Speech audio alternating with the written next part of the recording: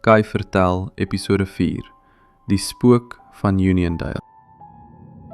Die N9-pad tussen Uniondale en Willemore lê stil onder die Karoo se sterrehemel, waar die nag so swart is, dat het voel of die duisternis jou kan insluk. Dis 'n pad wat stories fluister. Stories wat bestuurders laat rol, en 2 keer laat dink, voor hulle in die middel van die nag daar ry. Veral op Paasnaweek, wanneer die wind sag oor die bosse streel en die maan bleek oor die heuwels hang, is daar een storie wat nooit stil bly nie. Die storie van die Uniondale spook. Dit was 1968, die jaar toe Maria Roo se lewe in 'n oogwenk verander het. Sy was jonk, met drome wat groter was as die klein dorpie Uniondale. Maria en haar verloofde, Giel Oberholzer, was op pad huis toe na 'n aandtyd.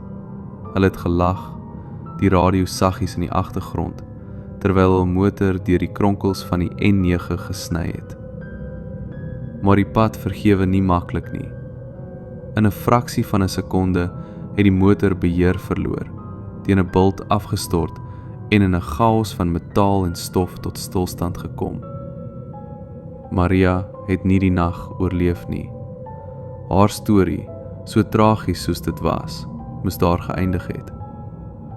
Maar die Karoo hou sy geheime vas, en Maria het nooit regtig weggegaan nie. Bestuurders het begin praat. Eers was dit fluisterings, stories wat in kroë en op stoeptrappe gedeel is. 'n Meisie in wit, sê hulle, staan soms langs die pad, haar hare los en haar oë hol. Sy lig haar duim soos enige reisiger wat 'n saamry geleentheid soek. Maar as jy stop, as jy die moed het om haar in te laat, gebeur iets wat jou bloed koud maak. Sy klim in, haar stem sag, amper te sag, as sy vra waarheen jy op pad is. Dan, net wanneer jy dink alles is normaal, verdwyn sy. Een oomblik sit sy op die passasierssitplek. Die volgende is die sitplek koud, leeg, asof sy nooit daar was nie. Een nag in die vroeë 80's het 'n plaaslike boer, Pieter de Lange, sy eie ontmoeting gehad. Dit was kort na middernag en die pad was verlate. Die maan het 'n silwergloed oor die landskap gegooi en Pieter se bakkie se ligte het die pad voor hom gesny. Hy was moeg, sy oë swaar, toe hy haar sien. 'n Jong vrou, bleek en tenger, in 'n wit rok wat amper gloei in die lig. Sy het haar duim gelig en iets in Pieter se maag het gedraai. Tog, hy was nie die soort man wat bang is vir stories nie. Hy het gestop, die deur oopgemaak en sy het ingeklim. Dankie, het sy gefluister, haar stem soos 'n briesie wat deur droë gras beweeg.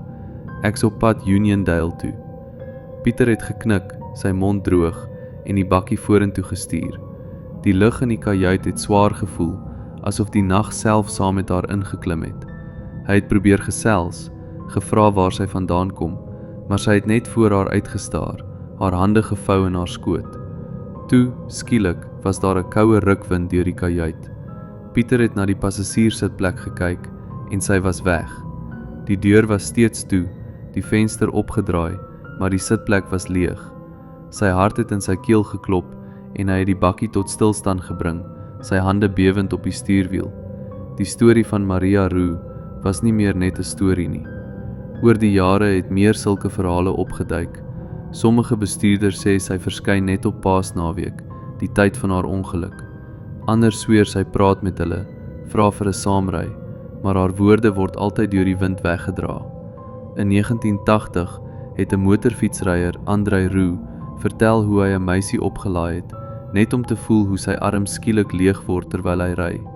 Toe hy omkyk, was daar niemand agter hom nie, maar die geur van laventel het in die lug bly hang. Is dit net die verbeelding? Die Karoo se eindelose paaie speel maklik met 'n mens se kop. Ek is Kai, en dit was net 'n rit na Uniondale. Of was dit? Baie dankie dat jy geluister het hier by Boekwurm.